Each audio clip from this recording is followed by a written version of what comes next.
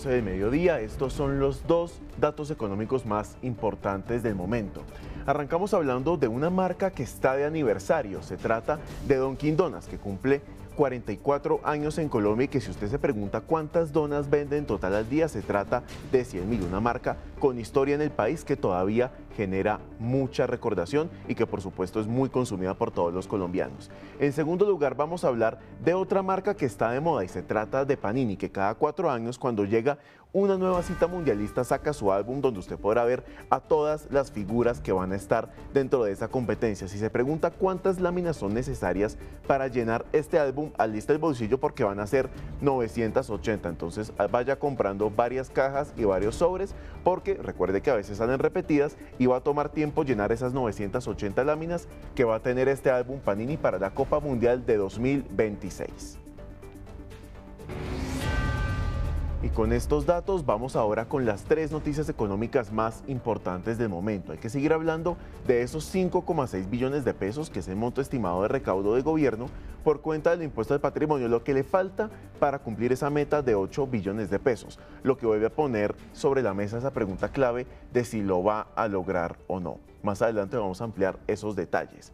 En segundo lugar, también hay que seguir hablando del barril de petróleo Brent, que sigue siendo protagonista porque ha subido $41 desde el inicio de la escalada bélica en el estrecho de Hormuz, reflejando así una creciente tensión en los mercados energéticos globales. Y finalmente, seguimos hablando de ese informe de la ANDI de Fenalco entre enero y abril del 2026 que mostró un crecimiento de 49,3% en las ventas de vehículos nuevos. Hay que recordar que el total ya sobrepasó las 100.000 unidades frente a las 67.000 aproximadamente que se registraban en el mismo periodo del 2025. Esto es Economía al Día de Negocios Dito, sean todos bienvenidos. Iniciamos esta transmisión con, como les mencionaba, el impuesto al patrimonio. Y es que los 2,4 billones que se esperan recaudar con la segunda cuota del impuesto patrimonio, cuyo plazo vence hoy, vuelven a encender el debate de si se logrará la meta de 8 billones de pesos fijada por el gobierno. Mientras que las empresas con patrimonios superiores a 10.474 millones de pesos completan el pago restante de tributo, distintos gremios han empezado a expresar preocupación por la capacidad real de recaudo en medio de un entorno económico retador. Para profundizar a detalle este tema y esta noticia nos conectamos con Luis Fernando Mejía, fundador y CEO de Lumen Economic Intelligence. Doctor Mejía, bienvenido.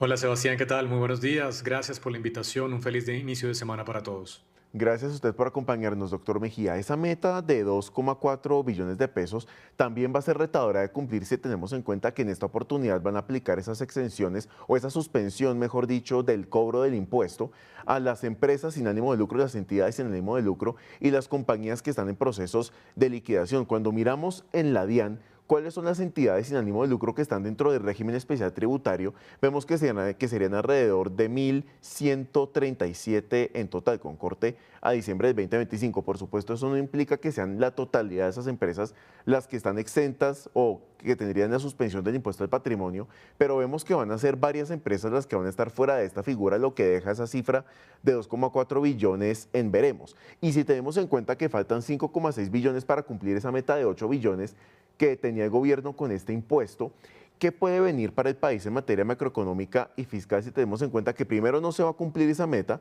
y segundo, las empresas de por sí ya están teniendo dificultades, las tuvieron para pagar ese primer cobro, para el segundo también vamos a ver esa situación? Eso nos deja un cuello de botella enorme por donde se le mire.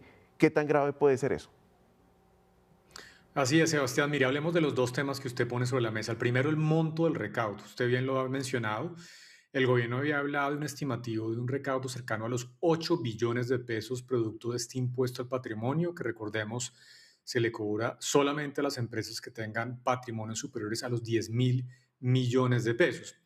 Eso generaba cerca de 11.000 firmas, 11.500 firmas, digamos, sujetas del impuesto al patrimonio, menos las que usted mencionó justamente, la suspensión de la parte relacionada con el cobro de este impuesto a las entidades sin ánimo de lucro, incluyendo las universidades, que tanto habían alzado su voz frente a este impuesto al patrimonio. ¿Cuál ha sido el resultado? Si usted pone 8 billones de pesos en dos cuotas, en la primera cuota entonces se han debido recaudar cerca de 4 billones y en esta segunda cuota que se inicia justamente el día de hoy deberían recaudarse otros 4 billones de pesos.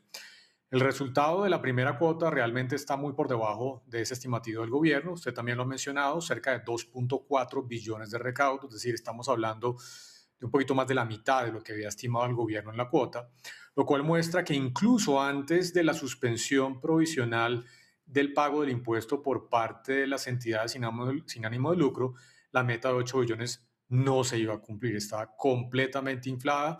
Mis cálculos de servilleta, Sebastián, hablan de un recaudo que podría estar en el orden de los 5 billones de pesos, muy por debajo de los 8 que había anunciado el gobierno. Y usted mira el recaudo, justamente la primera cuota fue alrededor de 2.4, así que muy seguramente en esta segunda parte o en esta segunda cuota se van a recaudar otros 2.4 billones y vamos a estar en línea de un recaudo de 5 billones. Ese es un primer punto. El segundo punto, Sebastián, muy importante. Este impuesto al patrimonio es altamente distorsionante porque hay empresas que están pagando hoy el impuesto al patrimonio que no tienen la caja para hacerlo, no tienen las utilidades. ¿Por qué? Porque es un impuesto que se fija en cuál es el nivel del patrimonio, los activos menos los pasivos de una empresa. Entonces, una empresa que puede estar en una condición muy mala porque este año no le ha ido bien, podría estar endeudándose para pagar ese impuesto al patrimonio que, ratifico, no tiene ninguna consideración frente a la rentabilidad, la utilidad, las ventas menos los costos que está generando esa empresa. Así que mala decisión porque por un lado no se va a generar el recaudo que estima el gobierno y por otro lado está obligando, como lo mencioné, a algunas empresas a endeudarse para pagar un impuesto, lo cual por supuesto no tiene mucho sentido. Y precisamente eso que usted menciona nos lo daba a entender también el rector del externado en nuestra emisión del viernes a mediodía precisamente.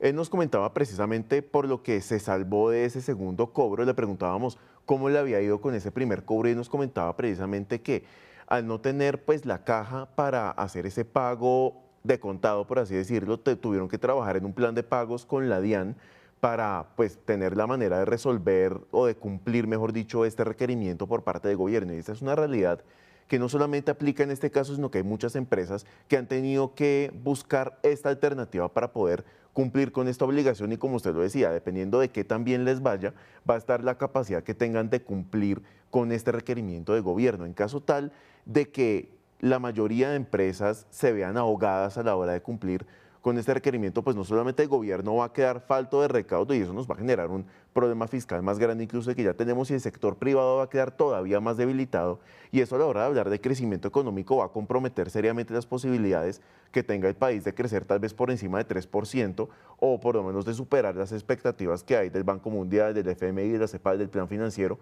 ¿Cómo reconducir el camino hacia esos objetivos viendo que por donde se le mire vamos a quedar golpeados? Sí, Sebastián, y mire, con otro elemento adicional muy importante y es que el impuesto al patrimonio para las empresas prácticamente no existe a nivel mundial.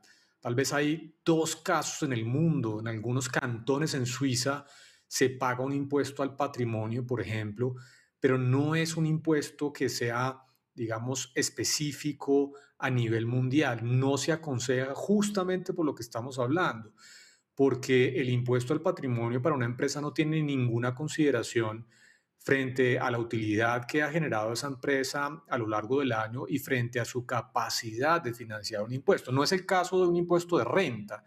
Como su nombre lo indica, un impuesto de renta está atado a la renta generada por una empresa, es decir, a la diferencia entre los ingresos y los costos. Así que esa caja está disponible. Son ingresos que recibe la empresa, unos costos que tiene que pagar y esa renta generada es la que es grabada a través del impuesto de renta. En el caso del impuesto al patrimonio, como le mencionábamos anteriormente, una empresa que tiene pérdidas podría tener que pagar el impuesto al patrimonio o una empresa que tuvo utilidad cero tendría que también pagar ese impuesto al patrimonio. Entonces, el vínculo con el tema del crecimiento económico es claro. Si una empresa hoy se está endeudando para pagar el impuesto al patrimonio, ¿qué implica esto? Que está sacrificando recursos para invertir, para ampliar su capacidad productiva, para generar mayor empleo, que debería estar justamente, digamos, impactando positivamente el crecimiento económico. Y en este caso, al revés, se está endeudando para pagar un tributo. Entonces, como usted bien lo menciona, Sebastián, el impacto es negativo por los dos frentes. Primero, porque no se cumplen las metas de recaudo, pero por otro lado, porque el propio impuesto puede generar incentivos a menor inversión y por ende afectar negativamente el crecimiento. Y esa es la razón por la cual, pues a nivel mundial, pues realmente el impuesto al patrimonio de las empresas prácticamente no existe. Y esa inexistencia del impuesto de patrimonio en otros países pone muy en entredicho sobre todo cómo puede aplicar aquí en Colombia y muestra por supuesto que estamos teniendo una carga impositiva bastante fuerte para las empresas, que lo ideal es que puedan ayudar al crecimiento económico del país y a reconducir el rumbo que estamos teniendo hoy en día. Luis Fernando Mejía, CEO de Lumen Economic Intelligence, gracias como siempre por estos minutos aquí en Economía al Día. Como siempre, un placer, Sebastián. Gracias y de nuevo una feliz semana para todos. Igualmente. Y a las 12:10 del mediodía seguimos hablando de petróleo, específicamente del precio del barril Brent de referencia para Colombia, que ha tenido un fuerte aumento desde el inicio del conflicto con Irán, impulsado principalmente por el riesgo sobre el suministro global. Recordemos que al comienzo de la guerra el Brent estaba en niveles cercanos a los 70, 80 dólares, puntualmente $73 por barril, pero llegó incluso a superar los 115 dólares e incluso alcanzando picos de hasta 126 dólares la semana pasada. Eso representa un incremento superior al 40% en los momentos más críticos. Para analizar el impacto de ese aumento, precisamente nos conectamos con Santiago Espinosa, profesor de Finanzas Aplicadas a Bloomberg de la Universidad de La Sabana. Santiago, bienvenido. Sebastián, buenas tardes. Muchísimas gracias por la invitación. Santiago, en estos 2 meses ya que cumple este conflicto en el Estrecho de Hormuz, viendo los ires y venires que ha tenido el precio del petróleo, ¿cómo ayudarle a los usuarios a entender hacia dónde puede dirigirse este conflicto si hemos visto anuncios de grueso calibre, anuncios que apuntan a la paz, pero cuando vemos los precios del petróleo, la volatilidad se ha mantenido en ese mismo orden, en ese mismo comportamiento, a pesar de los diferentes anuncios? Correcto, Sebastián. Y digamos que esto no es algo nuevo. Si nosotros recordamos hace aproximadamente unos 4 años, cuando Rusia ataca a Ucrania, vimos un comportamiento muy similar. El petróleo sube fuertemente hasta niveles no vistos desde el siglo pasado y tenemos después una crisis inflacionaria a nivel global. Hoy estamos viendo exactamente lo mismo. Cuando estamos iniciando este año y finalizando el 2025, el precio del petróleo estaba aproximadamente en 60 dólares, 70 dólares por barril. Después del conflicto bélico en Irán principalmente, como usted bien lo decía, ya ha subido incluso a más de 120 dólares por barril. Y acá lo que las personas deben tener en cuenta es que siempre que el petróleo sube a nivel mundial, nuestro bolsillo, el de todos nosotros, se impacta porque vas a tener que pagar más por la gasolina, porque seguramente los alimentos que consumes también van a subir de precio, porque todo en general se encarece. Incluso para controlar la inflación, los bancos centrales tienen que subir las tasas de interés y eso también encarece la deuda. Entonces, eso en términos generales es lo que la gente debe tener en cuenta y qué es lo que puede aliviar esto. Bueno, justamente lo que estábamos hablando, que hayan anuncios de paz en Oriente Medio, de que no haya una escalada de las tensiones, de que se reabra el estrecho de Hormuz de forma indefinida, es lo que podría mandar los precios del petróleo hacia abajo. Y precisamente cuando hablamos de mandar los precios hacia abajo, aquí ya podemos ver sobre todo con esa breve reapertura que hubo hace algunas semanas, que eso va a traducirse eventualmente no solamente en proyecciones, que es en lo que nos hemos basado hasta ahora, sino en un gap real, por así decirlo, entre el momento en el que se dio ese primer cierre y en el momento en que se dio esa breve reapertura. Ahí va a haber un lapso de tiempo donde vamos a tener una pausa en el suministro y una eventual recuperación que también va a ser muy breve cuando recordemos que volvimos a ese cierre. Entonces ahí va a haber un lapso de unos meses donde vamos a estar quietos, vamos a tener una breve recuperación y vamos otra vez a estar quietos, quién sabe hasta cuándo, dependiendo de cómo evolucione ese conflicto. Cuando ese escenario se traduzca a la realidad, ¿cómo puede impactar eso en ese objetivo de bajar los precios del petróleo?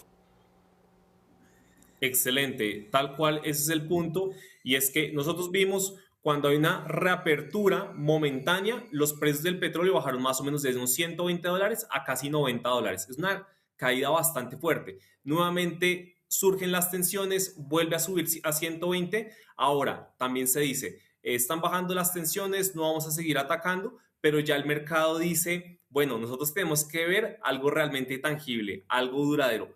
Cuando nosotros veamos que realmente hay algo duradero, que las negociaciones de paz avanzaron y ya llegaron a buen término, ahí sí es donde vamos a ver bajadas impresionantes en el precio del petróleo. ¿A qué me refiero? A que si hoy estamos cerca a $120, pues vamos a bajar primero a un nivel por debajo de los $100, podemos llegar a $90, que fue lo que bajó recientemente cuando hubo una reapertura momentánea, y después ir consolidándose un poco más abajo sobre los $80, $70 por barril. Eso sería lo que normalmente pasaría. Ahora, hay que tener en cuenta que a pesar de que volvamos a esos niveles, los daños ya están en la economía, ya tenemos expectativas más altas de inflación, ya tenemos expectativas de subir las tasas de interés, los precios de los alimentos están subiendo más de lo previsto. Entonces, igual cada gobierno a nivel mundial debe mantener algunas políticas para reducir los posibles riesgos que esto puede llevar a su población. Y uno de los riesgos de los que se ha hablado precisamente, usted mencionaba la inflación, Santiago, pero en torno a ese dato sale un concepto que revive desde hace 4 años, que se mencionaba también cuando el conflicto entre Rusia y Ucrania estaba en su momento más álgido, y tiene que ver con la estanflación.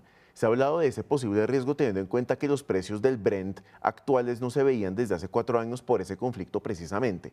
Mi pregunta es, a la luz de estos hechos y que el contexto es distinto de alguna manera, ¿es posible ver ese dato o ese concepto de esta inflación traducido a la realidad en algunas de las economías más grandes del mundo, incluso en Colombia? De acuerdo, y eso es un concepto muy interesante, y para los que no sepan qué es esta inflación es cuando tenemos una inflación muy elevada, pero con un crecimiento económico bajo. Eso porque justamente como le dice Sebastián, se puede dar en escenarios como el que estamos viviendo hoy. Yo les tengo acá unos datos que me parecieron bien interesantes. De acuerdo al Fondo Monetario Internacional, por cada 10% que sube el barril del petróleo a nivel internacional, la inflación a nivel global aumenta más o menos en 0,4 puntos, pero el crecimiento económico de los países disminuye en promedio un 0,2%. Entonces, si ustedes han visto bien cómo ha aumentado el precio del petróleo desde el inicio de las crisis o desde inicios de este año hasta el día de hoy, el precio del petróleo ha aumentado más de 60%, ya va casi 70% de aumento. Entonces, obviamente que tenemos una expectativa más alta de inflación y menor crecimiento económico. Entonces, sí, la realidad es que sí podríamos llegar a ver un escenario de estanflación. Yo aún no lo veo tan probable. Creo que si el precio del petróleo siguiera muy elevado en lo que va de este año, sí podríamos llegar a ver algo de ese estilo, que fue lo que pasó después de la crisis que hubo cuando Rusia atacó Ucrania y tuvimos también una escalada en el precio del petróleo a nivel internacional. Estados Unidos tuvo crecimientos económicos muy bajos, incluso llegó a tener un trimestre negativo, que eso no se veía desde hace muchos años. Entonces sí es posible, pero creo que para que eso se dé, deberíamos tener más meses con un precio internacional del petróleo por encima de los $100 al menos. Y es un precio que se está consolidando precisamente cuando vemos en tiempo real en cuánto está el barril de petróleo Brent, reportado por Bloomberg precisamente, $114,84, habíamos arrancado en 110 la jornada. Cuando se habla de que un rango de precio, entre comillas, normal del petróleo podría ser entre $76 y $88 por barril, ver valores como estos sostenidos en el tiempo nos llevaría, por supuesto, a pensar en eso que concluíamos hace un rato, que podemos tener una especie de estanflación, pero viendo una diferencia tan grande, ¿qué tan catastrófico puede ser esto? Bueno, eso depende cómo lo manejen también los países, aunque los países son limitados para manejarlo. Pero lo que la gente debería entender, qué efectos nocivos puede traer esto para todos nosotros es, primero, puede haber una crisis alimentaria.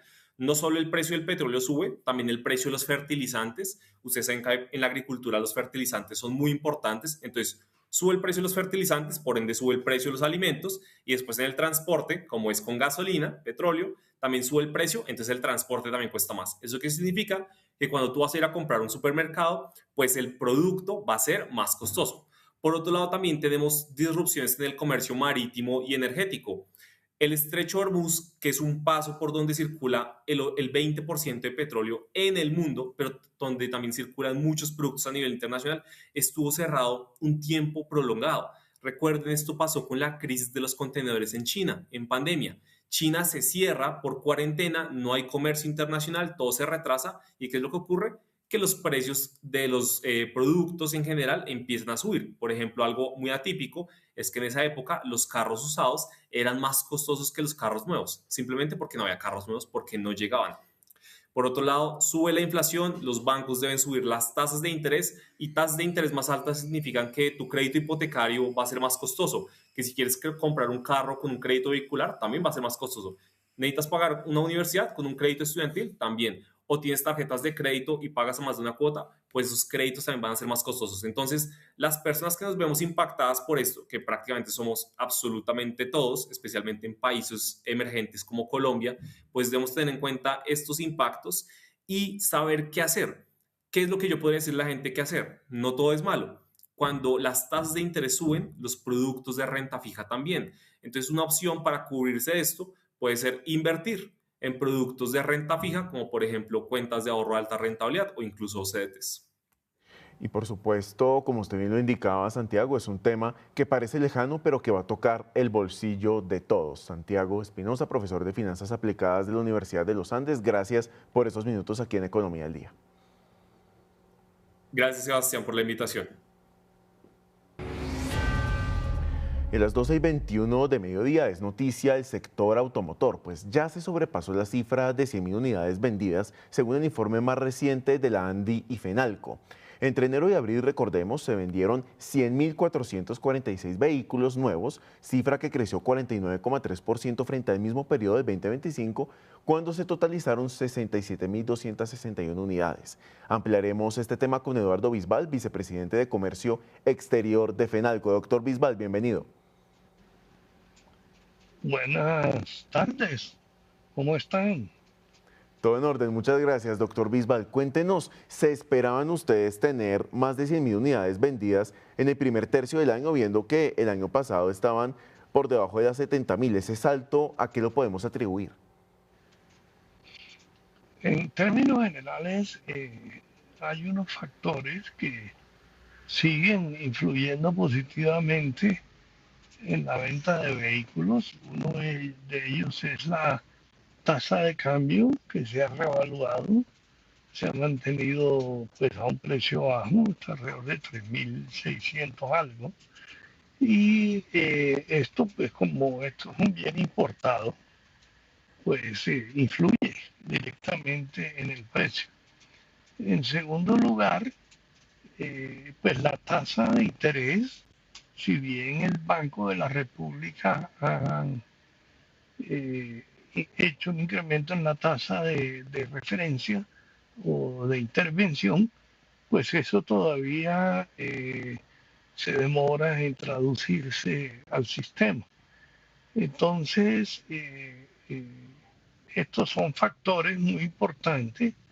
La economía, pues si bien tiene un crecimiento bajo, pues, pues ayuda a que no entremos en terreno negativo. En fin, las condiciones económicas están bien y esto pues influye directamente en la venta de vehículos, ¿no? Y es una venta de vehículos que se está dinamizando en todas las ciudades del país. Son muy pocas las que muestran caídas, solamente Chía, por ejemplo, Mosquera o Manizales muestran reducciones frente a abril de 2026 frente a 2025, pero por ejemplo Bogotá muestra aumentos de 108%, Medellín de 76% aproximadamente, Villavicencio e Ibagué alrededor de 68% y Río Negro 54%. Esos son los aumentos que vemos en las ciudades de Colombia. Esto muestra, por supuesto, un dinamismo importante y muestra que para el colombiano promedio, en este momento, comprar vehículo está siendo financieramente viable. Sí, sí, sí, es eso lo que se percibe. Eh, pues la gente necesita transporte individual después de la pandemia. Esto se evidenció, pero además de eso, que si bien Colombia en el transporte público ha mejorado muchísimo, pues sigue siendo un sistema todavía insuficiente y en algunos casos inseguros. Entonces, pues hay una mayor demanda por transporte individual. Eso es lo que realmente está pasando, ¿no? Y Me llama la atención también del informe, doctor Bisbal, que hay una demanda también creciente en el transporte de carga, específicamente en este rubro.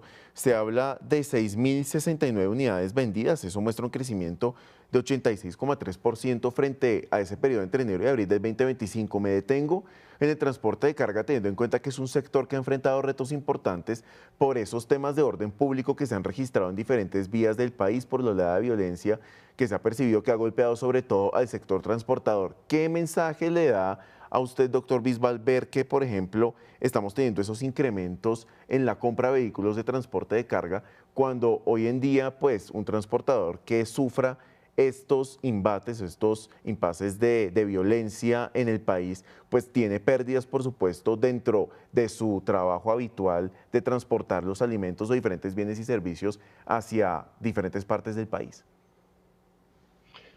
Bueno, el transporte de carga es un transporte que tiene múltiples facetas y opera pues en toda la geografía nacional. Eh, lo que puede estar pasando en el transporte de carga que hemos analizado con algunos transportadores es que como va a salir y va a entrar en vigencia el aumento del impuesto del 15 al 25% para matricular vehículos nuevos de carga, la gente ha anticipado compras. Eso es algo que creemos viene, digamos, influyendo. El anticiparse para evitar que la tasa de impuestos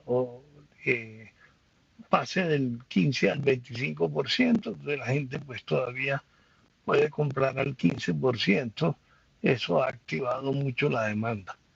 Lo demás afecta, pero bueno, son factores con los cuales los colombianos siempre hemos tramitado, como los bloqueos, pues, que son indeseables, que son además innecesarios porque terminan afectando a la misma gente, a la misma economía, a la gente que vive de esos sistemas.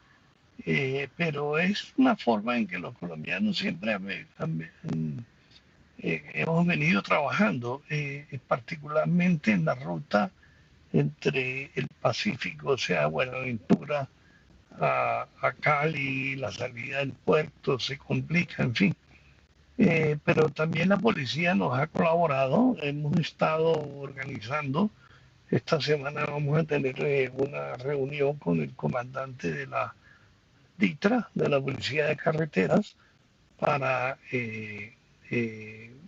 afinar el tema de las caravanas, en fin.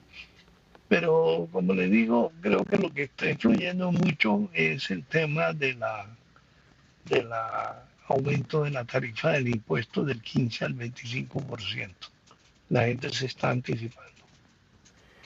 Doctor Bisbal, también quería preguntarle por una de esas marcas que veíamos hace un rato en pantalla, que es Tesla, una marca que llegaba recientemente al país, que consolidó su presencia en Colombia y que cuando vemos el top 20 de marcas, por ejemplo, en el mes de abril, Tesla está en ese top 3 y cuando vemos por modelos, vemos que el modelo Y es el más vendido del país. La entrada de una marca tan representativa a nivel global, ¿qué tanto cree usted pudo haber motivado a esas cifras que estamos viendo al alza, con datos que también hay que decirlo son bastante importantes en estos 4 primeros meses del año?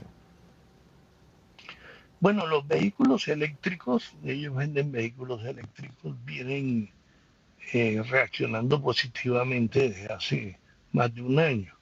Sin duda, la entrada de Tesla ha incrementado la dinamización de este mercado. Lo que están viendo ustedes ahora, o lo que estamos viendo, son todas las entregas que han venido haciendo de las ventas que se hicieron en noviembre, diciembre, pues las están entregando ahora y han tenido un impacto positivo. Afortunadamente, esto pues incrementa la competencia entre todas las marcas y es muy positivo. Creemos que la entrada de Tesla además tiene un mercadeo muy innovador y muy particular. No han abierto vitrinas, en fin, tiene una manera muy especial de ofrecer sus productos y les ha funcionado. Es una marca pues, de alta calidad como todas las que se venden en Colombia pues está muy prestigiada en el mundo, ¿no? Pero es muy positivo esto que está pasando. Efectivamente, cifras muy positivas que vimos en ese reporte de FENALCO, primer tercio del año, y estamos creciendo 49,3% en esas ventas de vehículos nuevos que transitan por las calles de nuestro país. Eduardo Bisbal, vicepresidente de Comercio Exterior de FENALCO, gracias por esos minutos aquí en Economía al Día. Muchas gracias a usted y buenas tardes, hombre. En otras noticias, el DANE sacó el más reciente dato sobre PIB de Bogotá, la capital de nuestro país. Según el informe, en el tercer trimestre del 2026, el Producto Interno Bruto creció 4,6% respecto al mismo periodo de 2024. Las actividades económicas que más contribuyeron fueron el comercio al por mayor y al por menor, reparación de vehículos y motocicletas, transporte, almacenamiento, alojamiento y servicios de comida. Crecieron 6,6%, administración pública y defensa, planes de seguridad social, educación, actividades de la atención de la salud humana y servicios sociales, que creció 6,9%, mientras que las industrias manufactureras crecieron 5,6%, datos muy importantes para la capital del país. Otro producto clave dentro del debate en materia económica del país es la carne, pues su precio en Colombia seguirá alto pese a las medidas que tomó el gobierno, según advierte Fedegan. El gremio asegura que restringir exportaciones de ganado no reducirá los costos, ya que el alza responde principalmente a un mayor consumo interno y no a la salida de animales. Además, en el último año el kilo subió 15,6% hasta 31.819 pesos, mientras que las exportaciones representan apenas 0,7% del hato, por lo que Fedegan advierte que la medida podría afectar los ingresos del sector. Y seguimos hablando del cierre de operaciones de la aerolínea Spirit, que ha dejado afectados a millones de viajeros en todo el mundo. En Colombia puntualmente se estima que son más de 10.000 las personas afectadas, según reporta la Aeronáutica Civil. Para ello, varias aerolíneas lanzaron un salvavidas para los afectados, y de eso nos va a hablar María Fernanda Tarazona, que tiene todos los detalles de esta importante y grave noticia.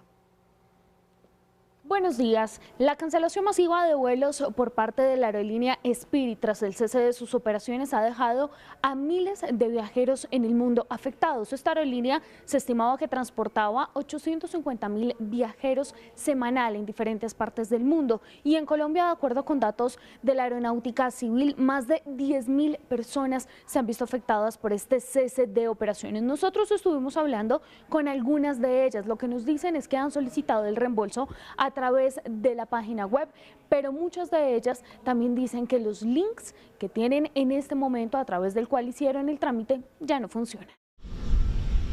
Luego de más de 3 décadas de operación, Spirit, la octava aerolínea más grande de Estados Unidos, anunció de manera inesperada el cierre de sus operaciones por problemas financieros. Con gran pesar, Spirit Airlines inició el cese ordenado de sus operaciones el 2 de mayo de 2026 con efecto inmediato. Nos enorgullece el impacto que nuestro modelo de bajo costo ha tenido en la industria durante los últimos 33 años y esperábamos seguir atendiendo a nuestros pasajeros durante muchos años más. Spirit, que revolucionó el mercado con un modelo ultra low cost, en 2 ocasiones se había declarado en bancarrota. La última fue en agosto del 2025.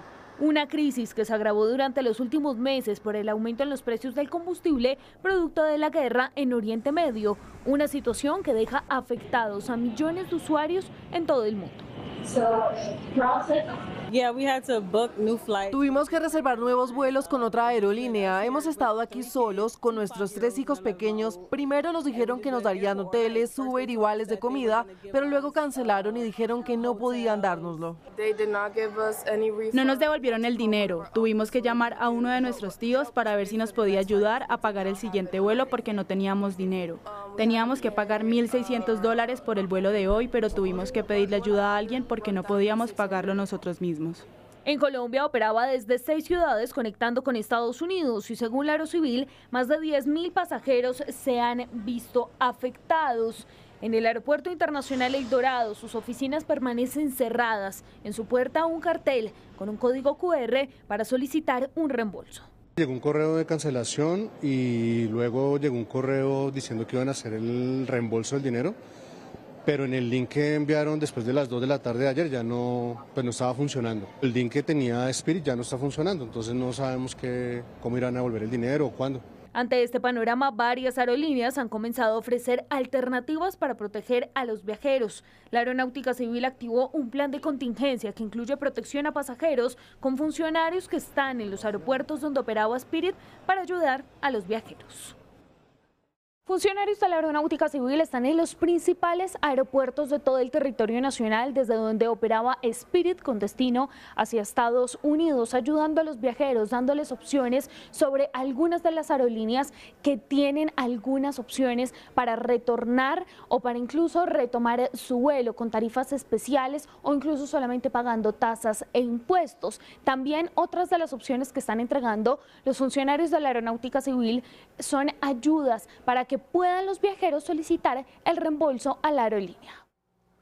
Y en otras noticias, después de casi 2 semanas de la entrada en funcionamiento de la versión 6 de la plataforma Sinigan oficial del Instituto Colombiano Agropecuario en Colombia para la trazabilidad y registro de animales, Lucas Londoño, gerente general de Central Ganadera, estima que las pérdidas superan los 12.000 millones de pesos.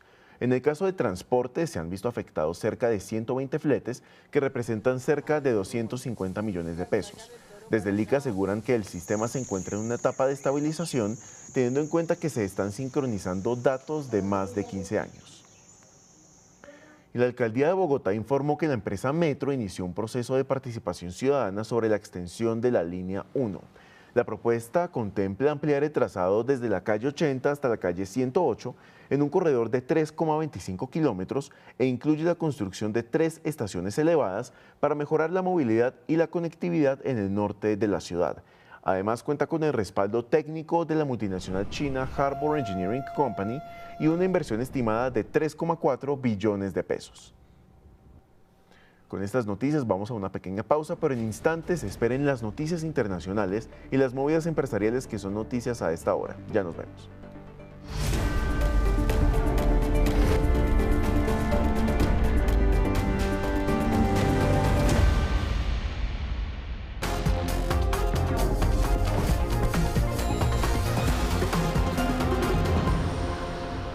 Gracias por seguir con nosotros aquí en Economía al Día de Negocios Dito. Es momento de hablar de las noticias internacionales y nuevamente Irán es protagonista por esa nueva propuesta para reabrir el estrecho de Hormuz y así reducir la tensión con Estados Unidos, planteando reactivar el tráfico marítimo y levantar bloqueos en una primera fase.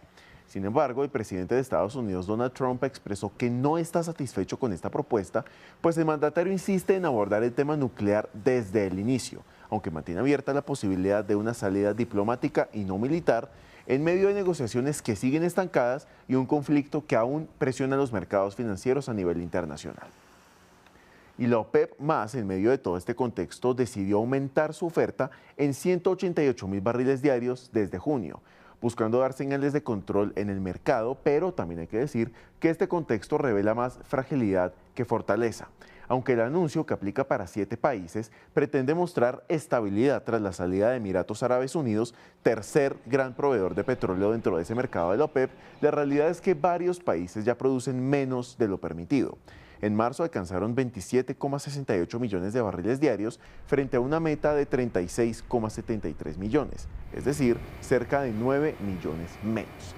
En consecuencia, el aumento anunciado tiene un efecto más político que real en un momento en que el bloque enfrenta divisiones internas y pérdidas de capacidad para influir plenamente en este mercado. Y también aquí es protagonista Estados Unidos por su nivel de exportaciones de crudo. En estas 9 semanas que llevamos de conflicto en el estrecho de Hormuz, ha exportado 250 millones de barriles de crudo. Esto ha convertido al país en el mayor exportador de petróleo a nivel global, superando a Arabia Saudita. Sin embargo, y esto es importante, eso no sería suficiente para suplir la escasez generada por el cierre del estrecho, pues el incremento del precio del barril Brent a máximos de $126 que se dieron la semana pasada ha llevado a cuestionamientos sobre cifras tan altas de exportaciones, mientras que los costos locales siguen subiendo. Y finalmente en este bloque internacional no podemos dejar de hablar de Shakira, cuyo concierto gratuito en la playa de Copacabana, en Río de Janeiro, se convirtió en un hito global.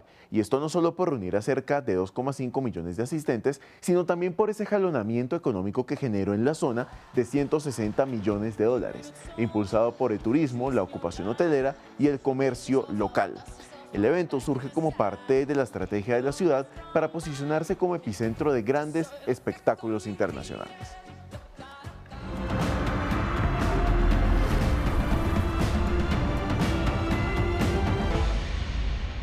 Y en la movida empresarial hay que hablar de las tiendas Atmos, que dieron su primer paso internacional con la apertura de su primera tienda en Guatemala, específicamente en el centro comercial Concepción Pradera. Además, la marca planea un crecimiento en Colombia con la meta de abrir entre 10 y 15 nuevas tiendas en el corto plazo. La marca, que se enfoca en el segmento athleisure, busca consolidarse como un referente de bienestar y estilo de vida, combinando experiencia de marca, comunidad y sostenibilidad. Y como lo mencionábamos al inicio de esta emisión, Dunkin' Colombia ya cumple 44 años, consolidándose como un actor clave en la economía local. No solo por su presencia en el país desde 1982, sino por su impacto directo en empleo y producción nacional. Actualmente genera más de 1.300 empleos y cuenta con 219 tiendas en el país, mientras registra una demanda de más de 100.000 donas diarias. Además, su operación se respalda en proveedores locales como Alpina y Amor Perfecto, lo que fortalece la industria colombiana y su conexión con el consumo nacional. En conjunto, la marca refuerza su posición como un negocio consolidado que ha logrado crecer de la mano del mercado local. Y con estas noticias terminamos esta emisión de Economía al Día. Como siempre, gracias por acompañarnos para conocer las noticias económicas que son protagonistas tanto en Colombia como en el mundo. Tenemos nuevamente una cita a las 3:30 de la tarde en nuestro bloque informativo donde actualizaremos estas y otras noticias de carácter económico nacional e internacional. Que estén muy bien.